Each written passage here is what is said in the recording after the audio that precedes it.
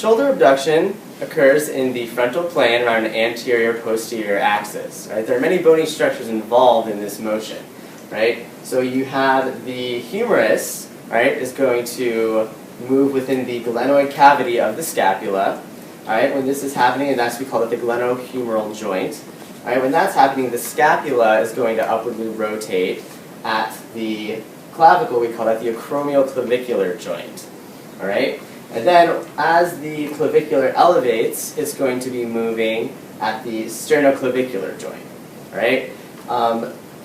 While all these motions are happening, you have the anterior side of the scapula moving along the thoracic cage, and we call that the scapular thoracic joint.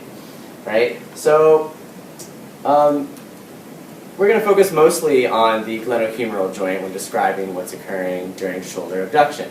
So during shoulder abduction, for every 3 degrees of motion, you have 2 degrees happening at the glenohumeral joint, right? And 1 degree is happening at the scapular thoracic joint. So when someone's raising their arm up, you should see a nice even motion between the humerus rising and the scapula rotating upward, all right? 2-to-1 ratio. So there are many muscles involved in making this happen, all right? Some of them, first one we're going to talk about is the deltoid, right? The deltoid is going to be the principal abductor of the arm. It's going to pull that humerus upward, all right? The supraspinatus is going to be in there, giving a compressive force, holding the head of the humerus in the socket, right? The other rotator cuff muscles, that's the infraspinatus, teres minor, and subscapularis, is going to be giving a downward inferior force that's going to stabilize that upwardly moving humerus head in that glenoid cavity. All right, so that's what's going on with the glenohumeral joint. Okay, now the scapulothoracic joint, you have 2 main muscles working together to upwardly rotate the scapula and stabilize it. So you have the trapezius and the serratus anterior doing those 2 jobs. Okay, so other structures to be concerned about when you're checking for shoulder abduction. All right, ligaments at the glenohumeral joint. You have the inferior glenohumeral ligament. All right, that's going to act as a static stabilizer when the arm is fully abducted. All right, you also have the inferior joint capsule, which can limit shoulder abduction as well. Another important joint is the costoclavicular ligament, which is going to cause the clavicle to upwardly rotate, which allows you to get your arm to that fully abducted position. So, other structures in this space here, in the glenoid cavity, between the humerus and the acromion and the subacromial space. Other structures could affect shoulder abduction if there's any kind of pathology there. So you have the biceps tendon, you have the tendon of the supraspinatus, you have the subacromial bursa, and you also have the superior joint capsule. Right? So all those instructors are very vital in achieving this one motion of shoulder abduction.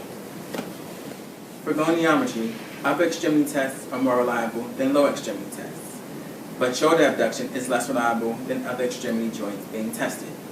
Intra-related reliability is better than interrelated reliability for goniometry. In addition, 5 or more degrees in the change of range of motion is considered a significant change. There are 2 main limitations to the validity of goniometry. The first is that human joint axes aren't fixed. Therefore, when you move your arm or do a motion, the axis moves with it and it's hard to tell the measurement. Another factor is that it's hard to tell whether you're measuring the actual range of motion or the factors that are affecting that range of motion.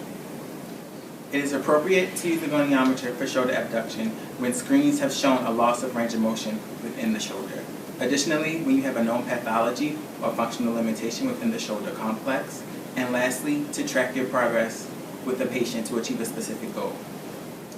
It is not appropriate to use the goniometer to test shoulder abduction when the test performed would cause the patient unbearable pain or worsen an already known injury. Goniometry measurements for active range of motion can be taken in seated or standing. When performing active range of motion, you will ask the patient to first abduct their arm or raise their arm above their head, and then you will make adjustments as needed if they compensate in any way. After that, you will align the goniometer with at the appropriate landmarks. So the stationary arm and the moving arm will be aligned parallel at the start with the anterior aspect of the midline of the sternum. And the fulcrum will be placed at the anterior aspect of the acromion. The moving arm, once the arm has started to move, will be placed at the midline of the humerus, and depending on how high the patient can raise their arm, you can align the moving arm with the medial epicondyle of the humerus. When testing passive range of motion, the patient will be in supine. The physical therapist will be using proper body mechanics and stabilize the patient at the lateral thorax to prevent lateral flexion of the spine. The physical therapist will then passively move the arm, asking the patient to relax, and move the arm as far as the patient can tolerate or till the end feel is felt. The landmarks for the goniometer are exactly the same as in testing active range of motion. What you can expect for normal range of motion is 180 degrees of abduction. The end feel is usually firm due to tension in the sternoclavicular ligament and capsule, the costoclavicular ligament, the latissimus dorsi, the sternocostal fibers of pectoralis major, and the rhomboid muscles, both major and minor.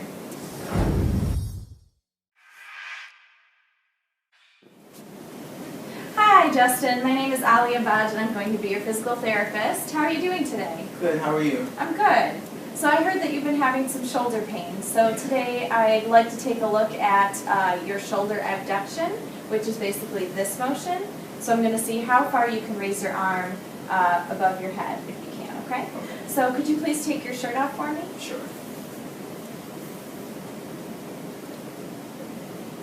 Okay, great. Now I'm going to have you face that way. Okay. Okay?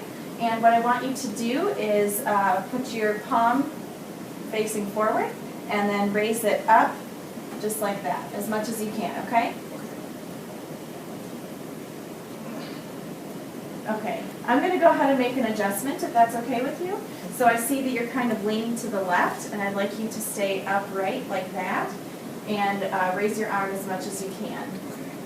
So do that again, but staying stable right there, okay? Okay, good, and you can come down. Okay, so now what I'm going to do is take a measurement of that. Okay, so I'm going to touch your shoulder. Okay. Okay. I'm going to stand here, actually. Okay, and could you do that motion for me?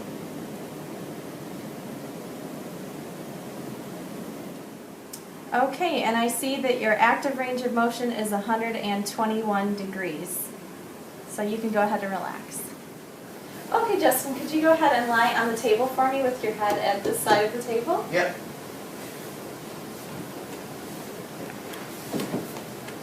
Okay, thank you. Okay, so I'm going to do your passive range of motion, so I'm just going to have you relax this arm as I move it, okay? All right, so I'm just going to set this here, and I'm going to touch you here just to stabilize. Sorry, my hands are cold. Okay. And let me know if you feel any pain at all.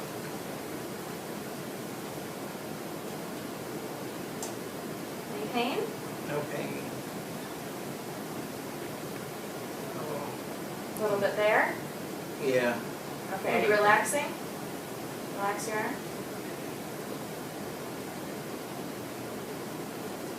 Think I can go any further, or does that feel painful right there? That's everything. Okay. I'm going to bring your arm back down. Okay, and I'm just going to take a measurement of that. Okay, and I'm going to feel your shoulder.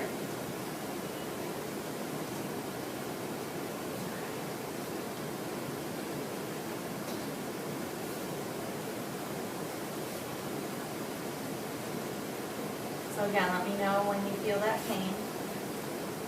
And then you can relax your arm.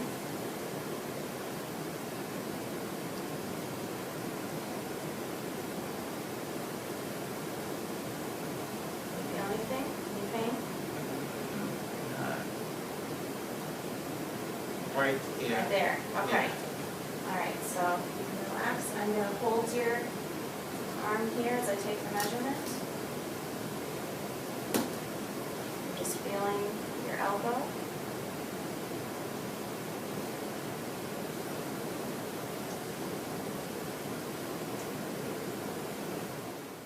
Okay, great. And I see that your passive range of motion is 145 degrees.